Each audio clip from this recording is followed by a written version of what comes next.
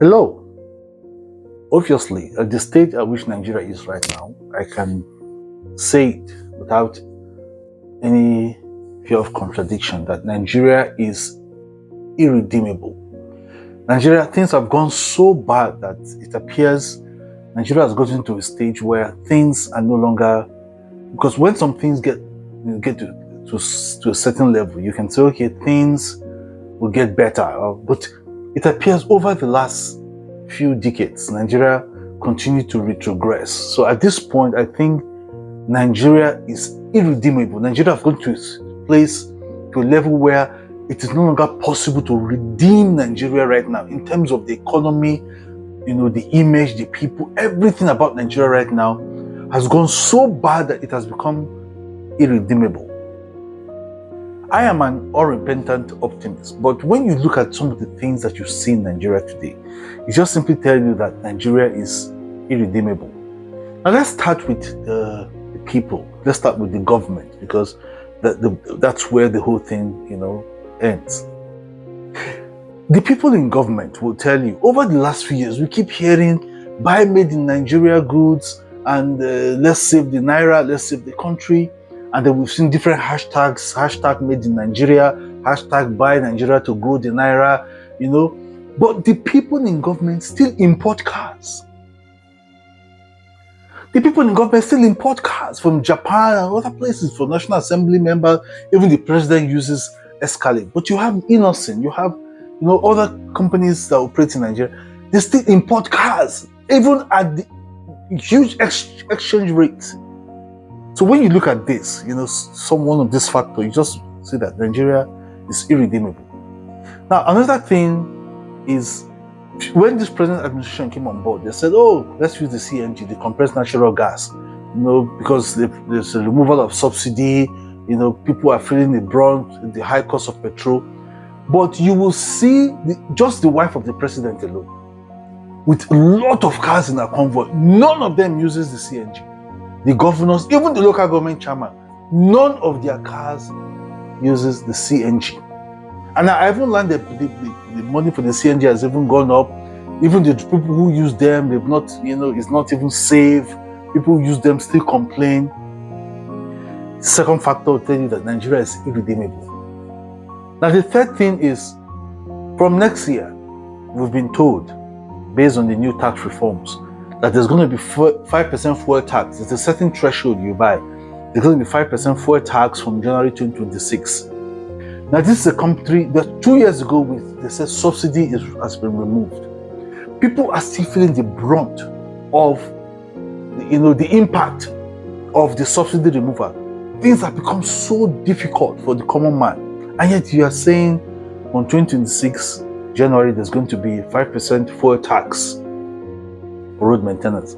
I cannot go into details about how they come about that fuel tax and all of that. But I think it is ill time. And then in Nigeria right now, the poverty level is unprecedented. Now, Nigeria has gone from just poverty that is known across the globe to multidimensional poverty. That means in every sector, Nigerians feel there's so much poverty in terms of healthcare, education, infrastructure, everything, just name it. Poverty level is so high. And then with insecurity, that is where, it has become successive government have always used security. Oh, we're going to provide security. Now, the issue of insecurity in Nigeria is getting worse by the day. And it's only in Nigeria you see people will, negotiate with bandits.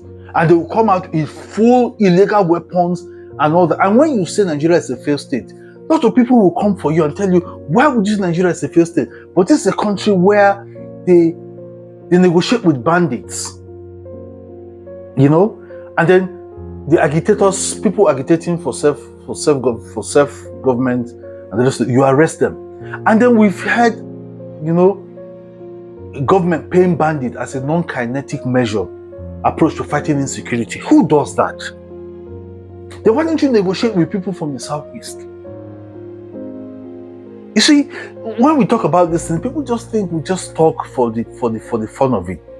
And even recently, Nasir El-Rufai, former governor of Kaduna State, on channels, in an interview on channels on, I think, August 31st, he said categorically, knowing the implication of the statement, that about $1 billion was paid or is being paid to bandits in Kaduna State to ensure that they do not kidnap people or cause mayhem. In the entire Northwest, bandits are, they're imposing levy on the citizens, walking about freely. When you see some of this fact, you just know that at this point, that the way things have so degenerated, Nigeria is irredeemable. These same countries where there are no factories, importation is the order of the day. The economy is import-oriented.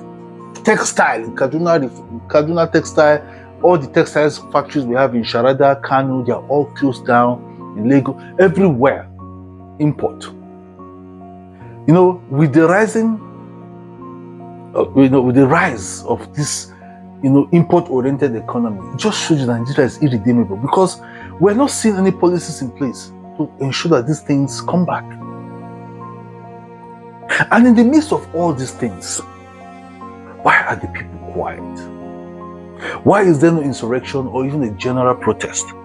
Some will say, oh, it is, ethnicity and religion, like I've always said. Because now that Tinubu from the Southwest is in power, if you want to call for a general revolution or anything, people from the Southwest will not want to be part of it, because they feel our locum. It's our persons. It's our person that's in power. The same thing happens during Buhari, Jonathan, what have you. But one of the reasons why I think Nigerians are this quiet is because Nigerians always blame government officials, past or present, blame them for squandering and embezzling oil riches. But these same people will still go ahead to vote this same set of people and their allies during elections, mainly because of ethnicity and religion, parochial reasons. So given all of this, just tells you Nigeria is irredeemable, because things are just getting worse by the day. And then we saw what happened in Nepal about a week ago, or stuff like that. And then we hear government officials saying, oh, you don't have to do this, and if you embark on this kind of protest, you destroy government properties, it will take costs to rebuild them. But the question nobody's asking is, properties can be rebuilt. If the funds are there, properties can be rebuilt. But what about those who have been unalived as a result of bad government? Those who have been unalived by bandits that you are negotiating with. Those who have been unalived as a result of no equipment in hospitals. Those who have been unalived as a result of bad roads. Those who have been unalived because bad fuel was imported into Nigeria. Those who have been unalived because money is meant for public infrastructure. Some group of persons, connived and put this money into private use. How about all of those, the children who have been unalived because of malnutrition? Children who have been unalived in rural areas because of cholera. Children who have been unalived in rural areas because there's no potable water, there's no food. People who have been unalived as a result of insecurity. How do you bring these people back?